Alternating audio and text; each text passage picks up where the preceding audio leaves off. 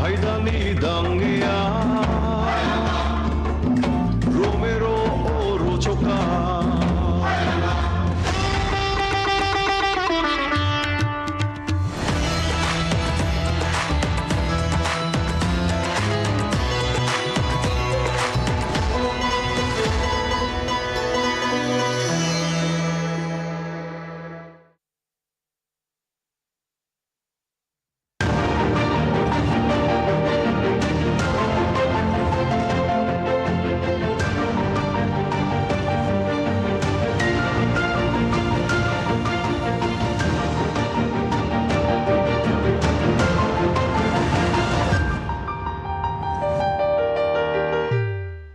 नमस्कार, मेरा नाम है अदिति सिंह और आपका स्वागत है नेक्स्ट जेन भारत में।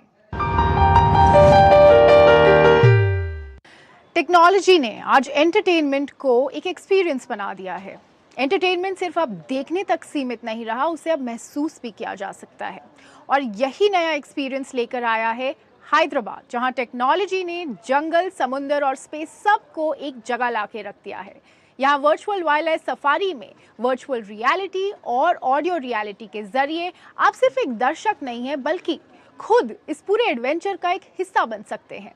तो आइए देखते हैं क्यों है ये जेनजी का नया फेवरेट। देखिए ये खास रिपोर्ट।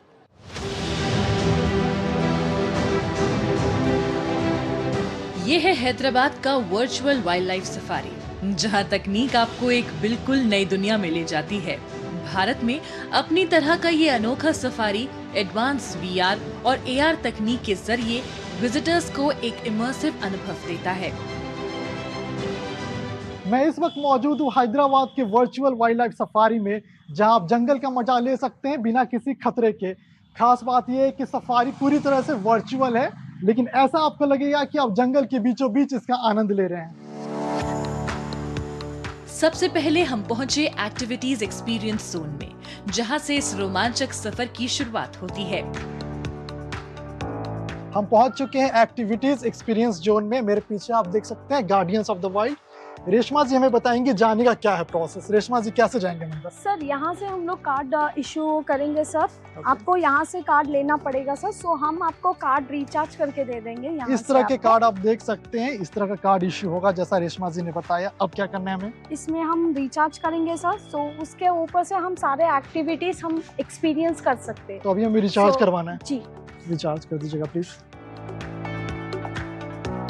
तो कार्ड हमारा रिचार्ज हो गया, चलते हैं।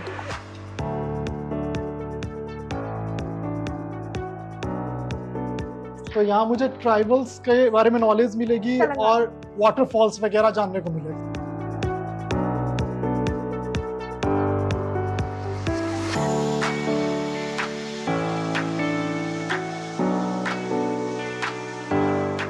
अभी मुझे आंध्र प्रदेश और तेलंगाना के ट्राइबल्स के बारे में पता चला, कि लाइफस्टाइल के बारे में जानकारी मिली और यहाँ की खूबसूरत वाटरफॉल्स भी देखने को मिले। गार्डियंस ऑफ द वाइल्ड का ये अनुभव विजिटर्स के लिए बेहद रोमांचक और आकर्षक साबित हो रहा है, जहां हर पल उन्हें एक अलग ही दुनिया का एहसास होता है। हेलो मैम, कैसा था आपका एक्सपीरियंस अंदर? It was a very nice experience, really fun, amazing. It was too adventure, a lot of adventure things that she saw, and she saw a lot of sea animals like jellyfish. There were a lot of things that she really loved about them. And it is very nice for kids, who are starting their school. Guardians of the wild में तो हमारा experience बहुत अच्छा था। अब हम जा रहे हैं 360 इंडोर थिएटर के अंदर और इस कार्ड का यूज हमें फिर से करना है। हम आ चुके हैं 360 इंडोर थिएटर के अंदर। यहाँ पर क्या होता है मैम? इसमें हम यहाँ पर हम आपको एक्सपीरियंस करवा रहे हैं eastern and western Ghats. Okay, India के जो ईस्टर्न एंड वेस्टर्न घाट्स।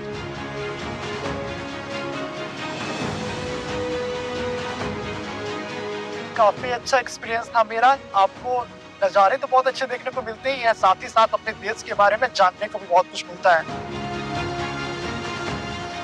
अब हम जा रहे हैं जंगल ओडिसी 9D सिनेमा, ये क्या Yes, नाम? सर ये हम आपको experience roller coaster seat movement देंगे सर। इसमें Okay. थीम चल रहा है अभी प्रेजेंट आपको डीप सी, तो Okay. सी का आपको एक्सपीरियंस रहेगा, जैसे कि sharks, waterfalls, roller coaster seat movements रहेंगे, कुछ रियल इफेक्ट्स दे रहे हैं हम आपको, तो आप एक्सपीरियंस चलते हैं, ये कार्ड लगाना है फिर ना? जी सर।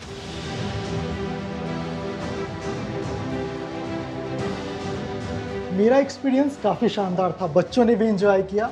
सीट पर बैठे ही बैठे हम पूरी सी लाइफ को यहाँ से देख पाए, तो काफ़ी अच्छा लगा देखकर। ये नेक्स्ट जेन भारत का रोमांच है, ये नेक्स्ट जेन भारत का टेक्नोलॉजी।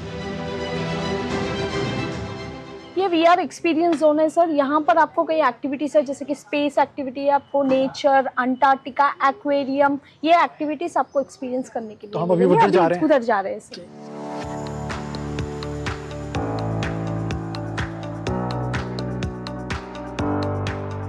इसके साथ ही यहाँ नेचर वॉक का भी खास अनुभव मिलता है, जहाँ हरियाली और सुकून भरे माहौल में प्रकृति को करीब से महसूस करने का मौका मिलता है।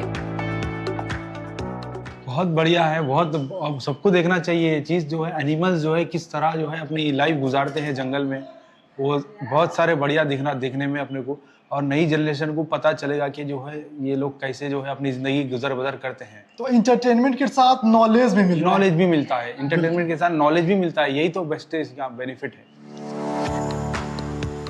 इस पूरे अनुभव का सबसे बड़ा आकर्षण VR सफारी राइड है, जहां विजिटर्स बस में बैठकर VR हेडसेट लगाते हैं और पल भर में खुद को घने जंगलों और वन्य जीवों के बीच महसूस करने लगते हैं, मानो वे असली सफारी पर हों। जो यहाँ पे एक्सपीरियंस आपको मिलता है, इट्स वेरी क्रेजी कि यहाँ पे वर्थ लगता है आने के लिए। आप पैसे देते हो तो वो वर्थ है। हमने जंगल सफारी देखी, जहाँ पे हमको AR/VR पहना के पूरे सफारी में घुमाया गया, which was informative for kids also. It is basically on 106 acres of land, and it is a complete virtual safari having different experiences, where we give an opportunity for the youngsters to learn how to conserve our forest through immersive technology. तो हमने और आपने enjoy किया virtual wild life safari को। ये नया भारत है, यहाँ तकनीक और अनुभव बना रहे हैं smart adventure. Next gen Bharat सिर्फ सपने देखता ही नहीं, उसे जीता भी है, हकीकत में भी और वर्चुअल तरीके से भी।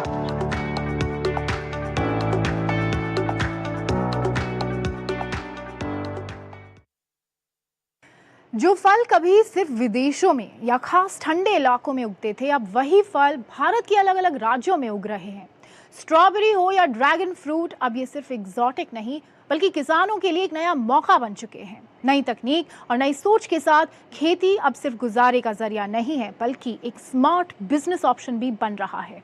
तो चलिए देखते हैं बदलती खेती की एक खास कहानी।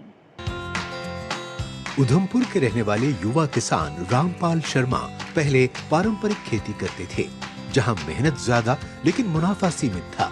फिर उन्होंने एक नया फैसला लिया, स्ट्रॉबेरी की खेती का। आज उसी छोटे से खेत में लाल लाल स्ट्रॉबेरी उग रही हैं और यही खेती उनकी आय बढ़ाने के साथ साथ गांव के लोगों के लिए रोजगार भी बना रही है। यानी एक फैसला पूरे गांव की तस्वीर बदल रहा है। अब वो मल्चिंग जैसी आधुनिक तकनीक का इस्तेमाल कर रहे हैं, जहां प्लास्टिक शीट के बीच उगती स्ट्रॉबेरी कम लागत में बेहतर उत्पादन और बेहतर क्वालिटी की पहचान बन रही है। मैं यही काम कंटिन्यू 5 साल से कर रहा हूँ, जो कि मैंने 2 कनाल एरिया से शुरू करा था और आज हमारा 6 कनाल एरिया हमने कवर करा हुआ है, स्ट्रॉबेरी लगाई हुई है। ये इसमें जब हम इसको स्टार्ट करते हैं तो हमारे मोहल्ले की जो भी लेडीज़ होती हैं उनको भी थोड़ा बहुत रोज़गार मिलता है, प्लस अपने पूरी फैमिली जो हमारी इसके ऊपर डिपेंड है। अब स्ट्रॉबेरी की खेती सिर्फ ठंडे इलाकों तक सीमित नहीं रही। देश के कई हिस्सों में जैसे छत्तीसगढ़ के किसान भी आधुनिक तकनीक के साथ स्ट्रॉबेरी उगा रहे हैं। यानी जो फसल कभी खास मौसम और जगह तक सीमित थी, अब वो हर जमीन पर नई संभावनाएं खोल रही है। पैकिंग, प्रोसेसिंग और मार्केटिंग से लेकर खेती के हर चरण में रोजगार भी बढ़ रहा है। यानी खेती अब सिर्फ खेत तक सीमित नहीं, बल्कि पूरे इकोसिस्टम को मजबूती दे रही है। ये जानकारी हम लोग को उद्यान विभाग से मिली और इसका पौधा भी उद्यान विभाग वालों ने दिया था। तो हम लोग वहाँ से कुछ कुछ उन लोग बताए और इसको लगाने का टेक्निक बताए, फिर हम लोग लगाए वहाँ से।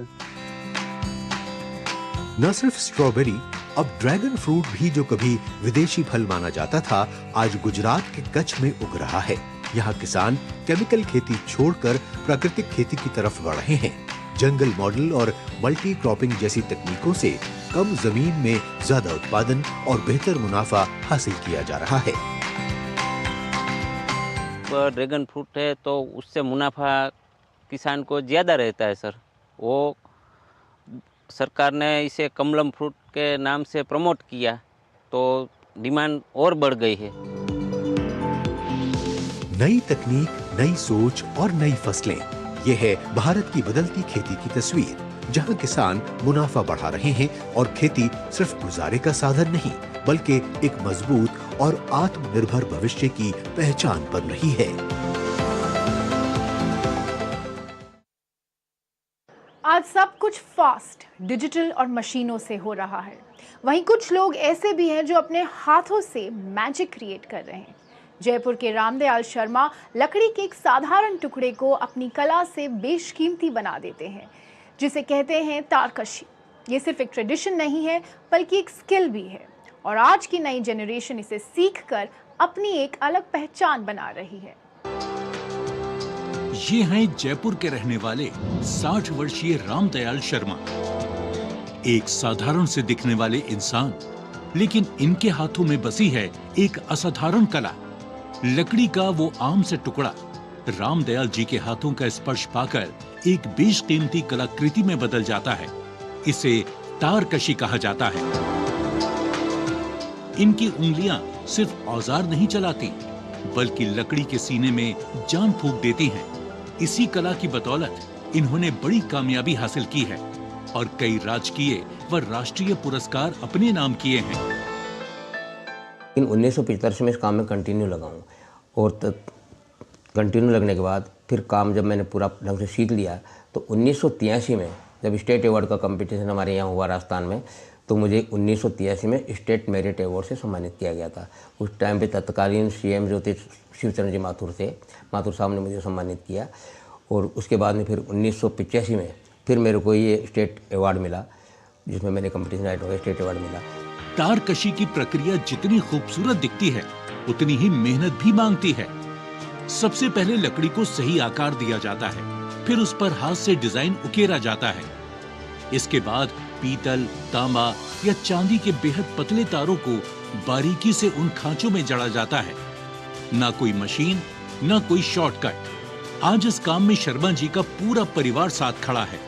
वो सिर्फ कला को आगे नहीं बढ़ा रहे, बल्कि युवाओं को भी संदेश दे रहे हैं कि अगर जुनून हो तो परंपरा भी मजबूत करियर बन सकती है। युवा पीढ़ी को मैं यही मैसेज दूंगा कि ये जो कला है जो लुप्त हो रही है, आप इसको सीखो और इसको कंटिन्यूस करो। और ये पूरा का पूरा हाथ से निर्मित काम है, मशीनों का कोई यूज नहीं होता, इसमें कुछ भी जरूरत नहीं है। आप आओ और अपने हाथों से कला को सीखो, बस करो। गौरव जांगीर जैसे युवा इस बदलाव की उम्मीद है। पढ़ाई के साथ साथ वो इस कला को सीख रहे हैं। स्कूल के बाद कुछ घंटे, रविवार को परिवार के साथ बैठकर अभ्यास। उनके लिए ये सिर्फ फैमिली बिजनेस नहीं, बल्कि एक पहचान है, एक ऐसी स्किल जो उन्हें भीड़ से अलग बनाती है। मैं भी पढ़ाई कर रहा हूँ और साथ साथ थोड़ा थोड़ा ये काम भी सीखता रहता हूँ। जैसे स्कूल के आने के बाद घंटा 2 घंटा निकाल के या संडे के दिन दादाजी के साथ बैठ के, पापा के साथ बैठ के काम सीखता हूँ। वैसे मैं बचपन से ये काम देखता आ रहा हूँ। देखते देखते थोड़ी थोड़ी इंटरेस्ट आने लगा, फिर थोड़ा थोड़ा बाबा और पापा साथ में बिठाया करते थे काम सिखाने के लिए। रामदयाल शर्मा जी की ये कहानी हमें सिखाती है कि असली दौलत इंसान के हाथों के हुनर में छिपी होती है। साधारण चीजों को अपनी मेहनत और कल्पना से असाधारण बना देना ही सच्ची कला है और यही रामदयाल जी की असली पहचान है। जब नीरज चोपड़ा ने टोक्यो ओलंपिक में भारत के लिए गोल्ड मेडल जीता, तो जैवलिन थ्रो की गूंज देश के छोटे छोटे गांव तक पहुंची। हरियाणा का बनगांव भी अब उसी जोश के साथ आगे बढ़ रहा है, जहां बच्चों के हाथों में अब मोबाइल से ज्यादा जैवलिन दिख रहा है और यहाँ हर दिन एक नया सपना तैयार हो रहा है। तो आइए देखते हैं कैसे ये गांव ओलंपिक के सपनों को सच करने में जुटा है। ये कहानी शुरू होती है एक छोटे से घर से, जहां दीवारों पर टंगे मेडल एक बड़े सफर की कहानी बताते हैं, जहां माँ की आंखों में उम्मीद है और बच्चों की बातों में ओलंपिक। यहाँ सपने देखे नहीं जाते, जिए जाते हैं। यहीं से निकलती है 17 साल की पूनम, हाथ में भाला और आंखों में ओलंपिक का सपना। पूनम के लिए ये सिर्फ खेल नहीं, एक मिशन है। हर दिन हर थ्रो उन्हें उनके सपने की ओर करीब ले जा रहा है। मेरे जेवलिंग थ्रो में मेरे परिवार का और सर का फुल सपोर्ट रहा है। मेरे खाने पीने का ध्यान मम्मी रखती है, वैसे डाइट का सर भी रखती है। मैं सुबह से हम दोनों टाइम प्रैक्टिस करती हूँ। ओलंपिक के लिए सर अच्छी तैयारी करा रही है, पूरी लगन कर रखी है सर ने भी। हमारे गाँव से भी कोई ओलंपिक में मेडल लाए, देश का नाम रोशन करे। पूनम अकेली नहीं है। जब से नीरज चोपड़ा ने टोक्यो ओलंपिक में गोल्ड मेडल जीता है, तब से बनगांव में जैसे एक नई ऊर्जा आ गई है। अब यहाँ बच्चों के हाथ में मोबाइल कम और भाला ज्यादा दिखता है। हर कोई अपनी कहानी खुद लिखना चाहता है। हर थ्रो में एक सपना है, हर दौड़ में एक जिद, और इसी जिद को दिशा दे रहे हैं कोच हनुमान सिंह, जो बड़े खिलाड़ी तैयार कर रहे हैं। यहाँ ट्रेनिंग सिर्फ तकनीक की नहीं, हौसले की भी होती है। सर ट्रेनिंग करवाते हैं, जब थ्रो करवाते हैं, जावलिन थ्रो करवाते हैं ना, तब बीच में ही रहते हैं और हमारी जो भी गलतियां होती हैं हमें समझाते रहते हैं। फिर उस पे काम भी करवाते हैं, टेक्निक पे काम करवाते हैं। एथलेटिक फेडरेशन ऑफ इंडिया की तरफ से 5 जूनियर एज ग्रुप होते हैं, 14, 16, 18, 20, 23। इन सब के जो इंडिया रिकॉर्ड है इन बच्चों के नाम है। और खेलो इंडिया फॉर्मेट में हमारे 2 फॉर्मेट हैं, खेलो इंडिया यूथ गेम और खेलो इंडिया यूनिवर्सिटी गेम। वो दोनों रिकॉर्ड भी इन बच्चों के नाम है। ऑल इंडिया इंटरनेशनल और अंडर 19 स्कूल गेम के भी रिकॉर्ड इन बच्चों के नाम है। यहाँ सबसे बड़ी ताकत है मेहनत। सुबह की ताजी हवा हो या शाम की थकान, ये खिलाड़ी हर दिन मैदान में उतरते हैं खुद को और बेहतर बनाने के लिए। यहाँ प्रैक्टिस में सादगी है, लेकिन सोच बड़ी है। हर दिन हर कोशिश के साथ ये खिलाड़ी एक कदम आगे बढ़ रहे हैं। रोजाना 6 घंटे के लगभग हम ट्रेनिंग करते हैं। सुबह 5 बजे से लेकर 7:30 या 8 बजे तक, और शाम को 4 से 7:30। अभी तक का मेरा बेस्ट थ्रो है 58.49, जो मैंने अंडर 23 रिकॉर्ड बनाकर गोल्ड मेडल जीता था, तब किया था ये थ्रो। और पिछले साल मैंने नेशनल गेम्स में उत्तराखंड में भी गोल्ड मेडल ही जीता था। बनगांव अब सिर्फ एक गांव नहीं, एक शुरुआत है, जहां पूनम जैसी कहानियां हर दिन बन रही हैं। और शायद अगला नीरज चोपड़ा और ओलंपिक मेडल यहीं से आए, क्योंकि सपनों की कोई लोकेशन नहीं होती।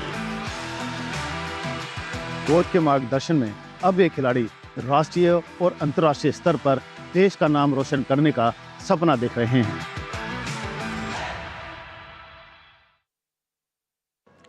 दिल्ली और दिल्ली का खाना पूरे इंडिया में पॉपुलर है, लेकिन अब ये सिर्फ स्वाद तक सीमित नहीं है, बल्कि एक पहचान भी बन चुका है। यहाँ के रेस्टोरेंट्स और कैफेज सिर्फ कॉफी और खाना नहीं, बल्कि स्टोरी, स्टाइल और एक्सप्रेशन भी सर्व करते हैं। और जेनजी के लिए ये जगह हैंगआउट से आगे बढ़कर कंटेंट, कनेक्शन और नए ट्रेंड्स का एक हब बन चुकी है। आखिर कैसे बदल रहा है दिल्ली का ये फूड कल्चर, देखते हैं।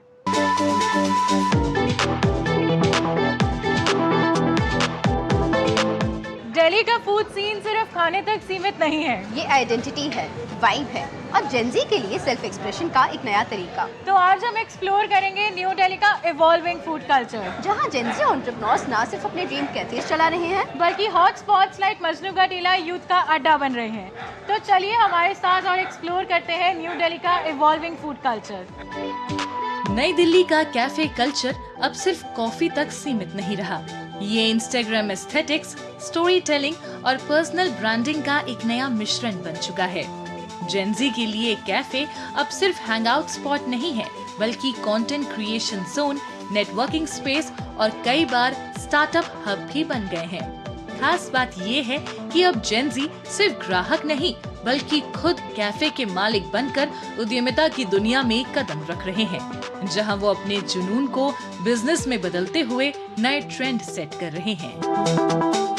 मैं इस वक्त खड़ी हूँ दी पेरिस कॉफी हाउस में और ये जगह सिर्फ अपने एस्थेटिक वाइब्स के लिए ही नहीं बल्कि इसलिए भी फेमस है क्योंकि इसको रन कर रही हैं एक जेनजी एंटरप्रेन्योर देव्या लूथर। तो आइए उनसे मिलते हैं और जानते हैं कि कैसे जेनजी एक पैशन को बिजनेस मॉडल में कन्वर्ट कर रही है।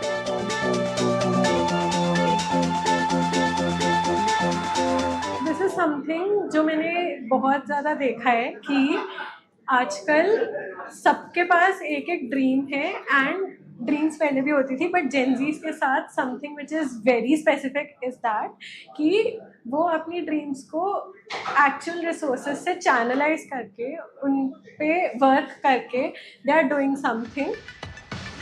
आज के जेनजी उद्यमी पारंपरिक व्यापार मॉडल को तोड़ते हुए कम निवेश और ज्यादा रचनात्मकता के साथ आगे बढ़ रहे हैं। सोशल मीडिया इनके लिए सिर्फ प्रचार का जरिया नहीं बल्कि सीधे लोगों से जुड़ने का माध्यम भी है।